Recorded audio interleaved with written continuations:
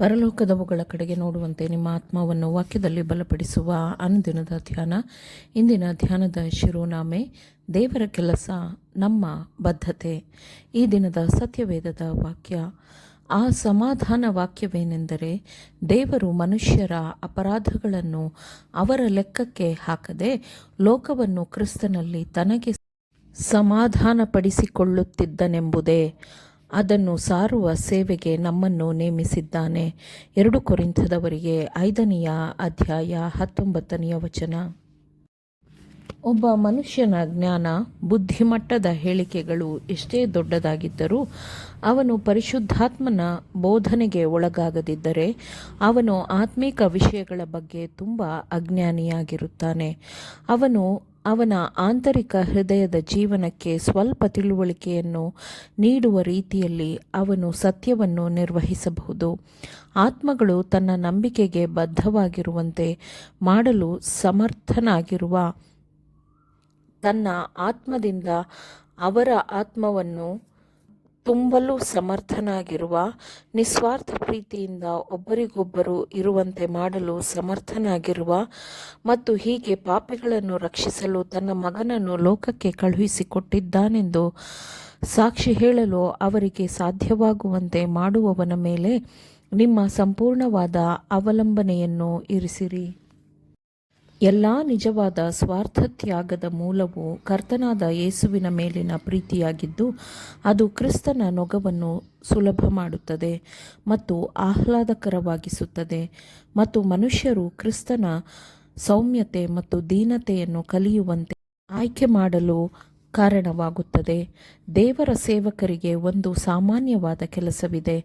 ದೇವರ ವಾಕ್ಯದ ಶುದ್ಧವಾದ ಸತ್ಯಕ್ಕೆ ಜನರನ್ನು ಮಾನಸಾಂತರಗೊಳಿಸುವುದು ಅವರ ಗುರಿಯಾಗಿರಬೇಕು.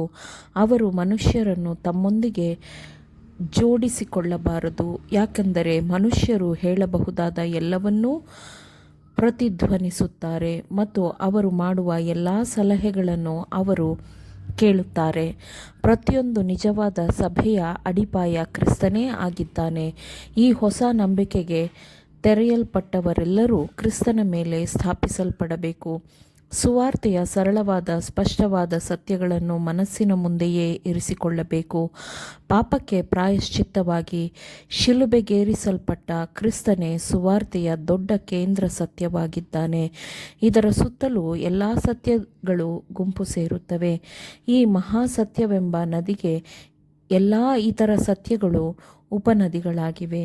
ಈ ಸತ್ಯವನ್ನು ಸರಿಯಾಗಿ ಅರ್ಥಮಾಡಿಕೊಂಡರೆ ಎಲ್ಲ ಸತ್ಯಗಳು ಈ ಸತ್ಯದೊಂದಿಗಿನ ಸಂಪರ್ಕದಿಂದ ಅವುಗಳು ತಮ್ಮ ಮೌಲ್ಯ ಮತ್ತು ಪ್ರಾಮುಖ್ಯತೆಯನ್ನು ಹೊಂದುತ್ತವೆ. ಈ ಸತ್ಯ ಸಂಗತಿಯು ರಾಜಘನತೆಯಲ್ಲಿ ಎದ್ದು ಕಾಣುತ್ತದೆ ಎಂಬುದಾಗಿ ಅಪೊಸ್ತಲನಾದ ಪೌಲನು ಹೇಳಿದ್ದಾನೆ.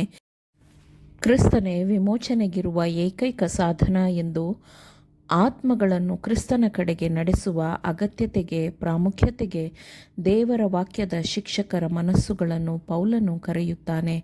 ನನಗಾದರೂ ನಮ್ಮ ಕರ್ತನಾದ ಯೇಸು ಕ್ರಿಸ್ತನ ಶಿಲುಬೆಯ ವಿಷಯದಲ್ಲಿ ಹೊರತು ಹೆಚ್ಚಳಪಡುವುದು ಬೇಡವೇ ಬೇಡ. ಆತನ ಮೂಲಕ ಲೋಕವು ಶಿಲುಬೆಗೆ ಹಾಕಿಸಿಕೊಂಡು ನನ್ನ ಪಾಲಿಗೆ ಸತ್ತಿತು, ನಾನು ಶಿಲುಬೆಗೆ ಹಾಕಿಸಿಕೊಂಡು ಲೋಕದ ಪಾಲಿಗೆ ಸತ್ತೆನು ಎಂದು ಪೌಲನು ಹೇಳುತ್ತಾನೆ. ತನ್ನೊಳಗೆ ತಾನೇ ತನ್ನ ಮನಸ್ಸನ್ನು ಕಟ್ಟಿಕೊಳ್ಳಲು ಮನುಷ್ಯನು ಬಯಸಬಾರದು. ದೇವರು ತಾನೇ ತನ್ನ ಸಭೆಯ ಸ್ಥಾಪಕನಾಗಿದ್ದಾನೆ ಮತ್ತು ಆತನ ಸಲಹೆ ಸೂಚನೆಯಂತೆ ನಡೆಯುವ ಆತನ ನಂಬಿಗಸ್ತರಿಗೆ ಆತನ ಸಾನ್ನಿಧ್ಯ ಮತ್ತು ರಕ್ಷಣೆಯನ್ನು ನೀಡಲಾಗುತ್ತದೆ ಎಂಬ ಆತನ ಬದಲಾಗದ ವಾಗ್ದಾನವು ನಮಗಿದೆ. ಅಂತ್ಯಕಾಲದವರೆಗೂ ಕ್ರಿಸ್ತನೇ ನಮ್ಮ ಮೊದಲಿಗನಾಗಿರಬೇಕು. ಆತನೇ ಜೀವ, ಶಕ್ತಿ, ನೀತಿ ಮತ್ತು ಪರಿಶುದ್ಧತೆಯ ಮೂಲ. ಕ್ರಿಸ್ತನ ನೊಗವನ್ನು ಧರಿಸುವವರಿಗೆ ಮತ್ತು ಆತನಿಂದ ಹೇಗೆ ಸೌಮ್ಯ ಮತ್ತು ದೀನರಾಗಬೇಕೆಂದು ಕಲಿಯುವವರಿಗೆ ಇದೆಲ್ಲವೂ ಮುಖ್ಯವಾಗಿದೆ. ಆತನು ಸ್ವಾರ್ಥ ಉನ್ನತಿಯನ್ನು ಎಂದಿಗೂ ಸಹಿಸುವುದಿಲ್ಲ.